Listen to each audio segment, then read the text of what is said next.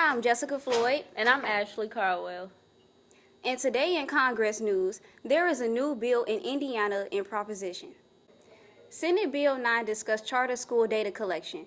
This bill will remove the requirement for charter schools to report certain data to the Department of Schools. This bill is sponsored by Representative Anthony Cook, Representative Dennis Zent, and Representative Bill Fine. I want to know what the people think. I do too. So let's open this discussion up to Twitter. All right. So our first tweet comes from Tony Ferg 15. And she says, I work in the Gary Community School Corporation. And it's not fair. The public schools have to air out our dirty laundry, and the charter schools get privacy. No, it's not fair, Tony Ferg 15. Let's hear what some other people have to say. This one is from Juice Man J. They say, what is Congress like, the whole rundown? 'Cause I get confused. Well, Juice Man J, I think we can help break it down. First things first, you need to understand what it means to have a bicameral Congress, meaning that Congress is made up of two houses. Now there are three main reasons for this.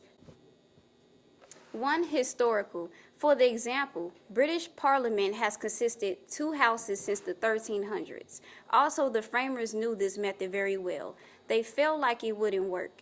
Two, practical. The two chambers were created by the framers because of the conflict in 1787, when the states with the most population wanted more seats on Congress, but the smaller states didn't think that it was fair. Bicameralism allows each state to be equally represented on both Senate and House. 3. Theoretical, because under this practice, one house can check the other, making them co-equal members. You know, people also tend to mix up terms and sessions in Congress. A term is numbered consecutively. For Congress, it's usually 2 years. Now a session is a period of time where Congress will meet up and conduct business. There are 2 sessions per term, 1 session a year. These sessions have set days according to the Constitution. At noon on the 3rd day of January, the second session of every 2-year term typically convenes in days or weeks after the 3rd day of January. Because the sessions can be very long, they take many short recesses during the session. But once the session adjourns till the next session, there are special sessions that only the president can call most of the time. These meetings are of great importance dealing with emergencies, like when President Harry Truman called Congress to discuss anti-inflation and welfare measures after World War II. When it comes down to who gets a seat in the House of Representatives, there are only so many seats available for a portion. Each state is promised only 1 seat. The number of terms allowed for the House of Representatives has put 3 to 4 term limit. The House is required by the Constitution to reapportion their seats every 10 years. In 1929, the Reapportionment Act was passed. It stated that following each census, the Census Bureau is supposed to figure out how many seats each state should have.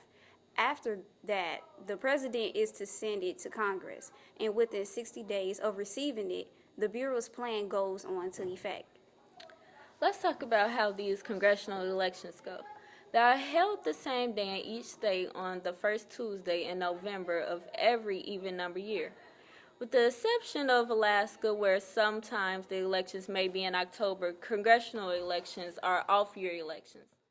Congress were in a toss-up for election of members by general ticket system or on a single-member district basis, where the voters in each district elect one of their representatives from a group of candidates running for a seat from the same district. With the general ticket arrangement, all of the state's seats are filled at large. There are requirements for candidacy. For House of Representatives, the formal qualifications are to be 25 years old, must live in elected state, and be a citizen for 7 years. The informal requirements vary from state to state, but they can be party identification, familiar name, gender, ethnic characteristics, and political experience. Also, being an incumbent can boost your chances of being a candidate. Let's start with the size of Senate. The Senate was imagined to have 2 senators from each state, so Senate is supposed to be smaller than the House of Representatives. However, things didn't go as the framers planned, you see. The Senate had 22 members at first in 1789. Then it went up to 26 members by 1791. Today, there are 100 senators representing 50 states.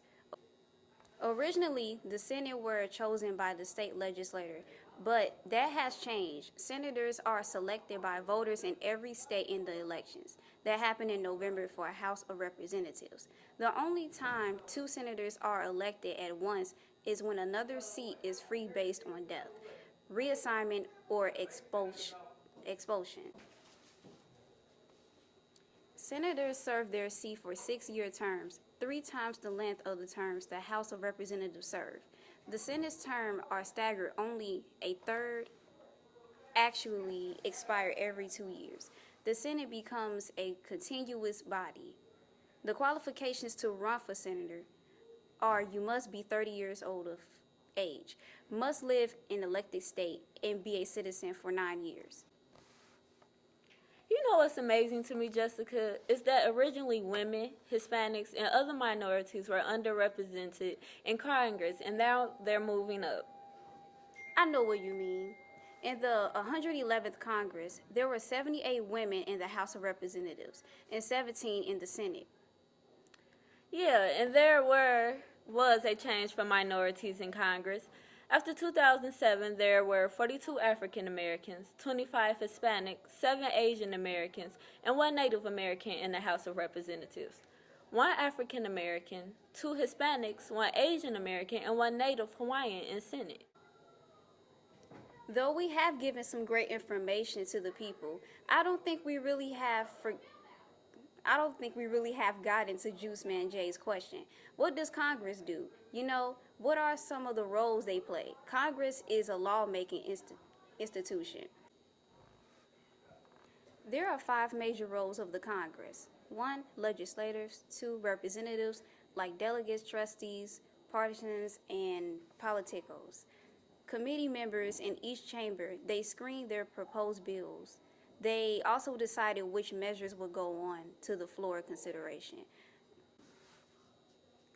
Through the committees, Congress uses the overnight function to see that the executive branch is carrying out the policies that Congress has set. 4, servants of their constituents. 5, politicians. Now, for all of this hard work Congress does make good amount of money along with privileges. Today, senators and representatives get paid $174,000 per year. The Speaker of the House makes $223,500 per year. The Vice President earns $227,300 a year. The Senate's president and floor leaders from both houses make $193,400 a year. The franking privilege is a popular benefit where Congress can mail letters and other materials postage free. Well, Juice Man Jay, your question seems to have swallowed up all of our time here, but it was such a good discussion.